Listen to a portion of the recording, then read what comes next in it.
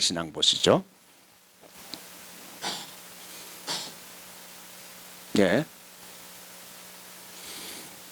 오늘 우리 교회에서도 간단히 말씀했는데 부활 신앙은 하나, 둘, 셋에 3일 만에 주님이 죽음에서 무덤에서 새벽에 살아나셨지요. 그래서 부활 신앙은 3일의 신앙이라 생각했어요. 이걸 좀 영적으로 우리가 이제 해석을 하게 되면 예수님이 3일 후에 부활한 것처럼 우리가 실제로 우리의 삶 가운데 또 목회자도 그렇고 삶의 어려운 문제, 내 힘으로 감당하기 어려운 벽에 부닥친다든지 절망의 문제에 부닥쳤을 때에 앞이 캄캄하고 이거 큰일 났구나. 어떻게 하면 좋을지. 그걸 생각하니까 밤에 잠도 오지 않아요.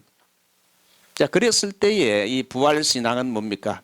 이런 절망적인 문제도 3일 동안만 기도하고 그리고 참고 인내하고 기다리게 되면 웬만한 그 문제는 한 3일만 기도하고 기다리는 자세를 가지게 되면 웬만한 것들은 3일 정도 되면 한 70%가 해결이 되는 거예요. 혹시 여러분 그런 경험이 없습니까? 첫째 날은 예수님이 죽은 첫째 날은 완전히 desperation, 절망이지요. 둘째 날은 슬픔과 비참함도 있었죠. 셋째 날에 여러분 부활을 통해서 역전을 하게 됐죠. 마찬가지입니다. 우리가 이 부활 신앙을 통해 배우는 게 뭡니까? 예수님이 사흘 만에 부활한 것처럼 이젠 끝났구나. 절망이구나. 어떻게 하면 좋을까? 앞이 캄캄하다 할 때 뭐 해야 됩니까? 하나님 앞에 기도하면서 주여 내 힘으로 어찌할 도리가 없습니다. 도와주십시오. 3일 동안 하나님 앞에 기도하고 금식을 하든지 그렇게 한 3일만 지나면요. 벌써 문제가 많이 바뀌어 있어요. 3일 지나면. 먼저 마음에 두려움이 사라지고 절망이 사라지고 평안함이 오고 하나님이 피할 길을 지혜를 주셔가지고 그걸 감당할 수 있는 스트렝스, 힘과 지혜를 주신다는 걸 저는 이 부활신앙을 통해서 배웠어요. 그래서 목회하다 보면 목회자들도 어려움이 있잖아요. 첫날은 너무 절망적이라 슬퍼요. 허탈해요. 다 그만두고 싶어요.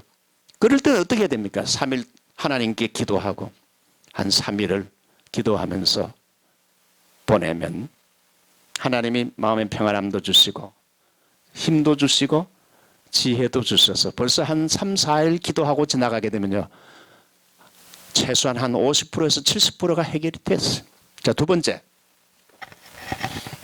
부활신앙은 성경적인 신앙이다. 아까 말씀대로 성경대로 그리스도께서 그러니까 예수님이 십자가에 죽으신 것은 고린도전서 15장 3절 보면 성경대로 죽으셨다. 그냥 어쩌다가 죽은 게 아니고 성경대로 구약 성경의 예언대로 주님이 죽으신 것이고 그리스도가 부활하신 것도 뭐 어쩌다가 이렇게 부활한 게 아니고 성경대로 구약 성경의 예언에 의해서 그것이 살아나게 됐다. According to the scripture.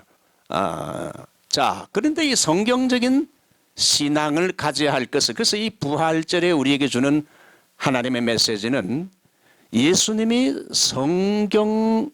성경의 예언대로 죽으셨고 성경의 예언에 의해서 이제 하나님의 카이로스가 되자 때가 되자 살아난 것처럼 이 부활절에 우리가 가져야 할 신앙은 철저하게 우리는 성경으로 돌아가서 성경 중심의 신앙생활을 해야 된다. 성경대로 믿고 성경대로 살아야 된다는 거지요. 보게 되면 여러분 신학은 두 가지죠. 자유주의 신학이 있고 보수주의 신학이 있는데 자유주의 신학은 크게 두 가지 특징이 있어요. 제일 먼저는 고등 비평이에요. higher criticism, 고등 비평이라는데 이 고등 비평이라는 건 한마디로 성경의 영감을 안 믿는 자유주의 이런 목사들 신학자들이 소위 성경을 파괴하려고 하는 시도지요. 성경은 정말 우리가 인간의 이성으로 과학적인 사고방식으로 볼 때 받아들이기 힘든 게 너무 많다. 그래서 성경의 성령님의 완전 영감을 부인하고 기독교의 이 성경 안에 있는 아주 초자연성을 제거하려고 하는 부인하는 운동이죠. 그 예로 불투만의 비신화화. 이 성경을 읽어보니까 도무지 우리 인간의 이성으로 납득하고 받아들이기 힘든 초자연성을 가진 신화 같은 사건들이 많다. 예수님이 오병이어로 5,000명을 먹이고 12광줄이 남긴 거라든지 바다 위를 걸어갔다는 거, 동정녀 탄생 같은 거, 예수님이 부활했다는 거, 이런 신화적인 것들은 다 빼버리자. 이게 소위 자유주의, 고등비평에 의한 자유주의 신학자들의 이론이죠. 두 번째는 자유주의는 사회복음주의입니다. 사회를 기독교화하려는 운동이지요. 이 사람들은 전도하고 선교해서 불신 영혼을 구원하는 영혼 구원에는 관심이 별로 없고요. 그런 천국이나 영혼 구원보다도 이 세상에 기독교가 이 세상에 정의를 실현해야 된다. 정치를 통해서 이 사회를 개혁하고 개량해야 된다. 빈곤 문제, 노동 문제 뭐 이런 걸 통해서 사회를 어떻게 하면 변혁하고 개량하려는 운동이지 영혼 구원하고는 조금 멀어요. 천국 운동하고 멀어. 그래서 이 자유주의 신앙들은 성경을 완전 영감된 책으로 안 믿기 때문에 성경에 있는 이런 초자연적인 사건들은 못 믿겠다 이거죠. 예수님 부활도 안 믿는 거죠. 넘겨보시죠. 그래서 그리스도의 역사적인 부활을 부인하는 사람들 보면 불투만 같은 사람, 성경에는 신화가 너무 많다. 우리 인간의 머리로 받아들이기 힘든 신화적인 건 다 빼야 된다. 불투만은 예수님의 부활도 신화로 봤어요. 죽은 자가 어떻게 살아날 수 있느냐, 있을 수 없는 일이다. 그 예수님의 부활도 안 믿은 거죠. 그 예수 부활도 안 믿는 뭐 신학자가 이 사람은 완전히 그 마귀 앞잡이지 무슨 아직 중생도 안 했는데 예수님 부활도 안 믿으면 어떻게 중생합니까? 안 되죠. 우리 칼 바르트, 에밀 브룬너 같은 사람은 나는 부활을 믿는다 해놓고는 그 다음 말도 그러나 역사적인 부활을 믿지 않는다. 이게 무슨 아닙니까? 부활을 믿는다 하고는 시간 세계 속에 이 역사 세계 속에서 일어난 그리스도의 부활은 나는 안 믿는다. 그러면 이게 믿는 겁니까? 아리까리하게 믿는 것 같기도 하고 안 믿는다 같기도 하고. 그래서 그 사람은 말하는 역사적인 부활을 믿지 않는데 초역사적으로 믿는다. 그들이 말하는 울그시스테라는 초역사라는 것은 예수님의 부활이라는 건 시간 세계 속에서 인간의 일상적인 생활 속에서 이루어진 것이 아니라는 거죠. 그리스도의 부활은 실제로 있었던 것이 아니라 믿음의 눈을 가진 사람들에게 나타나는 주관적인 리얼리티, 실제라고 이렇게 말을 했어요. 이게 좀 이해하기가 좀 아리까리하고 힘든 말이지만은 역사적인 예수님의 부활은 역사적인 부활이에요.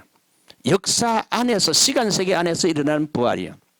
그 다음에 예수님 부활은 육체적인 부활이요 초자연적인 부활인데 부활을 믿는다고 해놓고는 역사적인 부활은 안 믿겠다는 건 그건 한마디로 뭡니까? 안 믿는 거죠. 예수 부활을 안 믿는 거죠. 신학자들의 말장난이 말장난. 이거 보게 되면 그러므로 여러분 그리스도의 역사적인 부활을 부인하는 사람은 다 마귀의 자식들이요. 아무리 대단한 신학자라 할지라도 새빨간 말장난하는 거짓말쟁이라고 밖에 결론을 내릴 수 없어요. 넘겨보십시오. 그 보수주의자들은 그래서 성경대로 믿는 사람, 우리가 성경대로 그리스도가 죽으셨고 성경대로 부활했으니까 이 보수주의자들은 성경대로 믿는다. 자, 결혼관 우리가 너무나 잘 알듯이 이 성경의 결혼은 뭡니까? 한 남자가 한 여자와 결혼한다. 그런데 오늘날 여러분 미국은 어떻게 바뀌었습니까? 한 남자와 한 여자가 결혼할 수도 있고 그 다음에 또 어떻습니까? 뭐 남자 여자 구분 없이 two people 두 사람이면 뭐 젠더 성 필요 없고 두 사람이면 그냥 결혼할 수 있고 연애할 수 있고 사랑할 수 있다. 이게 맞습니까? 옛날 캘리포니아가 1970년도만 해도 동성애자들은 발도 못 붙이는 장소였습니다. 그런데 많이 이렇게 세상에 트렌드가 변화하게 되면서 기독교의 교단, 아주 큰 교단 여러 개가 벌써 이미 합치면 한 6개가 이 동성애를 이제 인정하고 받아들이고 일남일녀의 결혼도 하지만은 뭐 남자와 남자끼리 여자와 여자끼리의 결혼도 사회가 그렇게 트렌드대로 나아가니까 우리도 거기에 발맞춰서 그 사람들을 구원하려면 우리도 그런 걸 받아들여야 되지 않겠는가? 뭐 동성애자들의 휴먼 라이트, 그 사람들도 인간인데 그 사람을 우리가 뭐 이렇게 결혼을 한다는 걸 우리가 꼭 뭐 반대할 필요가 있는가? 그걸 뭐 인정해주면 그 사람도 인권을 가진 사람인데 뭐 그런다고 동성 결혼을 인정한다고 내게 무슨 큰 손해가 되겠는가? 내게 큰 손해 안 되면 뭐 그것도 뭐 그럴 수도 있지 하고 인정해주면 어떠냐? 이제 그렇게 했는데 이제는 동성애를 인정하는 이런 사람들이 더 많아졌지요. 교회도 보게 되면 처음에는 아니다 하다가 그 다음엔 기다 오케이 찬성해버렸어요. 그 동성 결혼은 그게 우리는 보수주의는 성경대로 믿는데 성경은 yes 아니면 no예요. 그 성경은 동성애는 인정하지 않아요. 동성 결혼 절대 금지예요. 여러분 그 짐승이 언제 창조됐습니까? 짐승이 여섯째 날. 사람은요? 예, 사람하고 짐승이 여섯째 날 같은 날에 창조됐지요. 짐승들이 동성애를 합니까 안 합니까? 잘 생각하세요. 짐승들이 여러분 고양이나 개들이 동성애를 합니까 안 합니까? 안 해요. 사람이 동성애를 한다는 건 같은 날 짐승과 사람이 창조됐는데 짐승 밑으로 떨어지는 결과. 그래서 로마서 1장 보면 여러분 이방인이 짓는 죄가 크게 세 가지가 나오는데 우상숭배가 나오고 두 번째는 도덕적인 타락, 세 번째가 인간성 상실이 나오는데 바로 이 문제가 인간성 상실. 사람이 사람이기를 포기하고 짐승의 수준 이하로 떨어지는 것. 동성애자들 들으면 나를 크게 비난하겠지만 일단 보수주의자는 성경이 그렇게 말했으면 우리는 성경대로 가는 거예요. 성경이 서라면 서고 성경이 가라면 가는 거예요. 목사가 할 일은 성경이 이렇게 말한다는 걸 전할 뿐이에요. 결혼관, 동성애 절대 반대입니다. 두 번째는 낙태 반대. 이거는 하나의 이제 기독교인들 가운데서도 내가 원치 않았는데 아기를 임신해서 지금 직장도 다녀 해가지고 아기 낳을 수 있는 상황이 아닌데 그래서 아기를 나도 모르게 과거에 그냥 낙태한 경험이 있는 여집사들도 꽤 있을 겁니다. 그러나 몰랐을 때는 뭐 그렇다 하더라도 이제 성경은 낙태를 반대해요. 여러분 프로 초이스가 있고 프로 라이프가 있다는 거 한번 말씀했죠. 프로 초이스가 뭡니까? 프로 초이스가 뭐죠? 말씀해 보세요. 자, 권사님 한번 들었잖아. 이거 또 까먹었어. 집사님? 안 집사님? 프로 초이스가 뭡니까? 한 3번 들었을 텐데. 프로 초이스가 뭡니까? 주 교수님 프로 초이스. 미국에 프로 초이스가 있고 프로 라이프가 있죠. 프로 초이스가 뭡니까?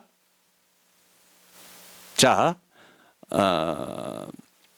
프로 초이스는 아기를 임신한 이제 엄마가 내가 아기를 낳을지 안 낳을지는 초이스는 누구에게 있다? 아기를 임신한 그 여성에게 있는 것이다. 그래서 내가 좋으면 낳고 안 낳으면 안 좋으면 아직도 그런 상황이 안 되면 안 낳아도 된다. 이게 프로 초이스. 지금 미국의 민주당이 주장하는 그 주장이 프로 초이스예요. 프로 라이프가 뭡니까?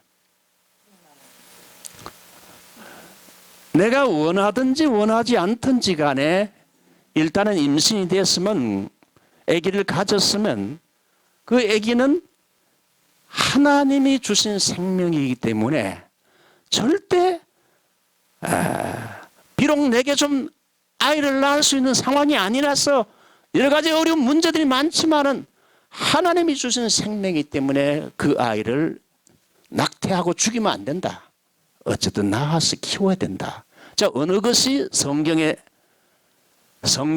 방향입니까? 프로 라이프입니까? 프로 초이스입니까? 예? 프로 라이프. 예. 우리가 미국 살면서 프로 라이프, 프로 초이스는요, 기독교인들이 그거는 그냥 상식적으로 알아놔야 돼. 사실 뭐 젊은 부부들이 아기 때문에 직장 생활해야 되는데 상당히 갈등이 있을 수 있는 문제죠. 그러나 여러분, 성경은 하나님이 주신 생명을 죽이는 건 살인죄와 같아. 낙태해서는 안 됩니다. 세 번째가 성전환 수술 반대입니다. 사람은 그 트럼프 대통령도 태어날 때의 젠더성이 그 사람의 진짜 성이다 그랬어요. 성이란 건 남자로 태어났으면 여자로 바꾸면 안 돼요. 여자로 태어나는데 남자로 바꾸죠. 오늘날 여러분 미국의 이제 공립학교에서 이제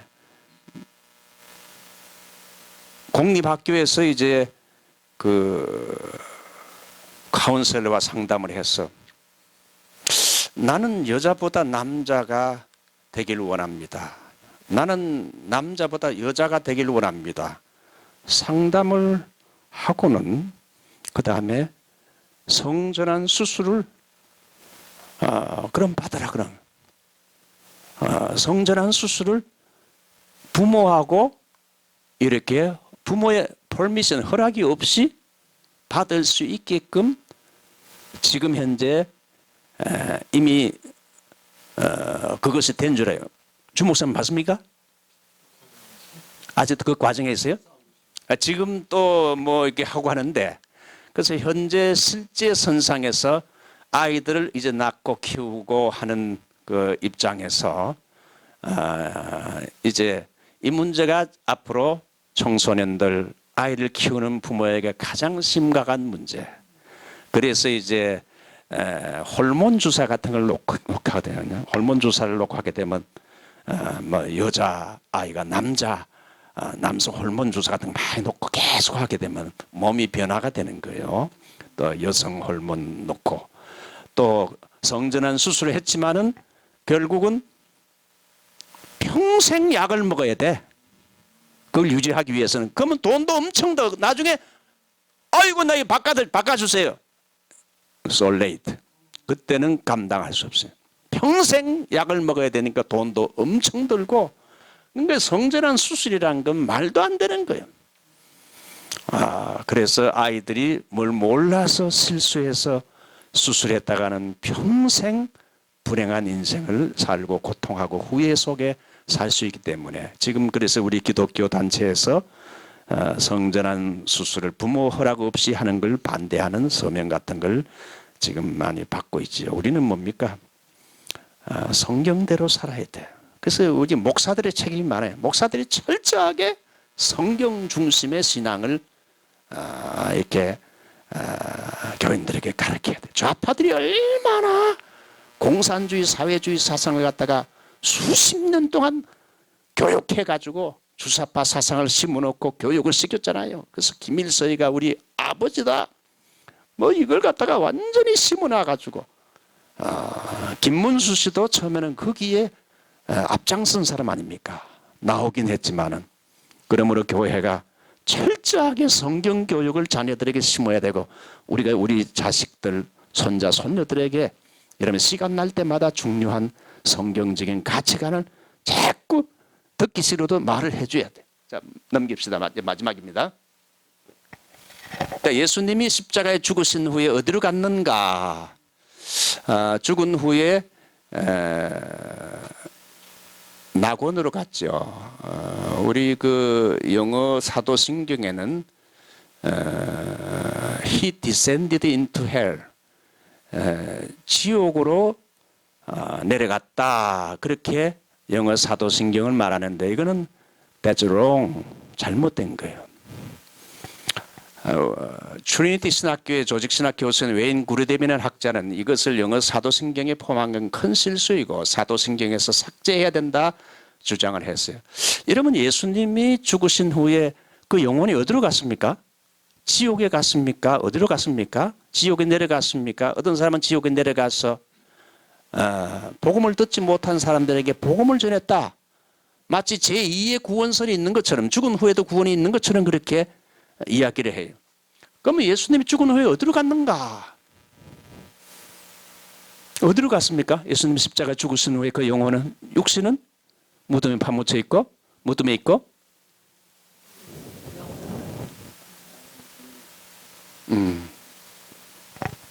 자 그래서 이 영어 사도신경 이게 문제가 많아요. 아주 컴퓨즈하게 만드는 거거든. 그 예수님이 지옥으로 죽은 후에 갔다는 건요. 요한 칼빈이나 최고의 권위 있는 조직신학자인 루이스 볼코프는 조직신학자로서 매뉴얼이죠. 거기에 여러분 기타 여러 뭐 신학자들의 책들을 읽어보면 예수님은 시간적으로 공간적으로 지옥에 내려간 적이 없다. 예수님이 왜 지옥에 내려가? 지옥에 내려갈 필요 자체가 없는 거예요. 십자가에서 다 이루었는데 뭘 또 이루려고 지옥에까지 내려가고 뭐 그래요. 그럴 필요 없어요. 예수님이 십자가상에서 여러분 십자가에 달릴 때 지옥과 같은 그런 정신적인 고통을 당하는 것으로 비유적으로 해석을 해야지 실제 예수님은 지옥이라는 공간에 내려간 적이 없다. 영어 사도신경. 그래서 그걸 제가 이제 우리 이세 목사한테 목회할 때 예수님은 지옥에 내려간 적이 별로 없는 게 없다. 이걸 꼭 해야 된다면 이것은 상징적으로 예수님이 십자가에서 고난당할 때 지옥의 고통을 당한 것으로 해석해주고 나중에 그런 의미에서 외우든지 아니면 이걸 빼든지 하라 이야기를 했어요. 자 마지막입니다.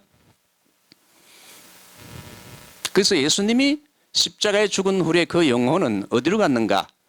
낙원에 입성했지요. 넘기십시오. 한 번만 마지막입니다. 예수님이 어디 갔는가? 누가 보면 23장 43절 보면 오늘날 네가 나와 함께 낙원에 있으리라. 회개하는 강도에게.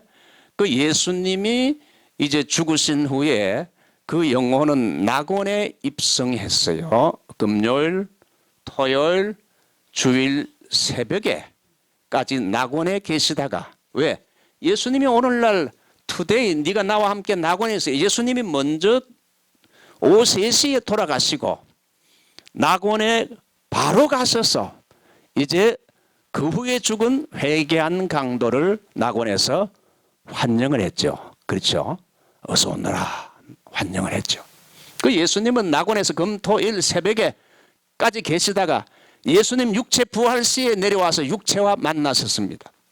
그러니까 이 원리는 우리에게도 동일하게 이루어진다는 거죠. 우리가 죽게 되면 우리 육신은 뭐 로젤이나 뭐 파묻히고 혹은 뭐 화장을 하지만은 우리 영혼이 죽게 되면 어디로 갑니까?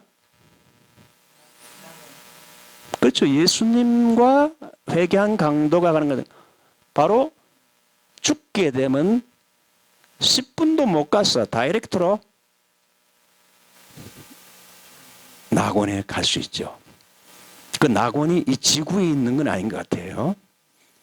지구를 그냥 통과해서 우리 어느 조직신학자는 박형룡 박사는 그 천국이라는 것이 아주 지구하고 아주 멀 수도 있고 그리고 아주 가까울 수도 있다. 그러나 그건 우리가 알 수 없다. 어쨌든 여러분 목사님 말씀하신 것은 예수님 부활 후에 영성체는 먹어도 되고 안 먹어도 되지요. 그 다음에는 마셔도 되고 안 마셔도 되고 이 벽을 그냥 투명인간처럼 쑥 통과하는 거 아니에요. 그렇죠? 그러면 그리고 앞으로 우리가 천국 가게 되면요. 우리 지금 현재 있는 이 몸은 이 지구에서 살기 좋게 하늘과 땅에 살기 좋게 만든 것이고 앞으로 부활하게 되면은 우리 몸이 예수님의 몸처럼 영성체로 변하는데 그 몸은요. 새 하늘과 새 땅에서 살기에 가장 적합하게 만든 영화된 그리스도와 같은 몸이라 그랬어요. 그래서 그때는 그 몸 가지고 우리가 천국에서는 날 수도 있고 또 여기 로스앤젤레스 가고 싶다 하고 마음 먹고 로스앤젤레스 갑시다 하면 쑥 가는 거겠죠. 그렇죠?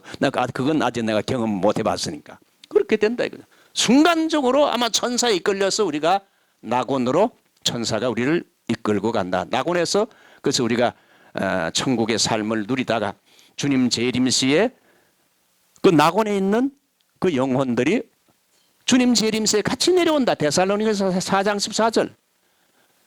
그 영혼들을 데리고 주님이 오신다 그랬어요. 그러다가 죽은 육체가 나팔소리와 함께 부활할 때에 우리의 몸이 묻은 문이 터지면서 부활하게 돼. 예수님 부활한 것처럼 부활하게 되죠. 그러면 부활하게 되면 그 부활한 몸이 하늘로 휴거한다 그랬어요. 왜 휴거하는가? 공중에서 주님과 함께 내려온 그 영혼과 재결합하기 위해서 만나기 위해서. 그래서 재결합한 후에 이제 신천신지에 들어간다. 베드로후서 3장 우리는 새하늘과 새 땅에 들어가도다 그랬어요. 그 예수님께서 죽으신 후에 영혼이 낙원에 가신 것처럼 물론 우리 예수님하고 우리하고는 약 차이가 있어요. 그분은 하나님이기 때문에 어쨌든 우리가 이 땅에 살다가 주님처럼 죽어도 바로 낙원에 들어가서 천국의 삶을 살다가 예수님 재림할 때 주님과 함께 이 땅에 천사들과 함께 이 땅에 그 영혼들이 내려와서 이제 나팔소리와 함께 여러분 우리 몸이 부활한다. 그것은 바로 예수님이 예고편이죠. 예수님이 부활의 첫 열매가 되시고 우리는 그 다음은 예수 그리스도에게 붙은 자 바로 그리스도인들이 부활하는데 예수님과 그의 예수님이 천국에 입성했고 예수님의 몸이 부활한 것처럼 우리도 역시 천국에 죽음은 바로 천국의 입성이요. 그 다음에 죽어도 나를 믿는 자는 죽어도 살겠고 주님께서 우리를 육체도 부활시켜 주신다.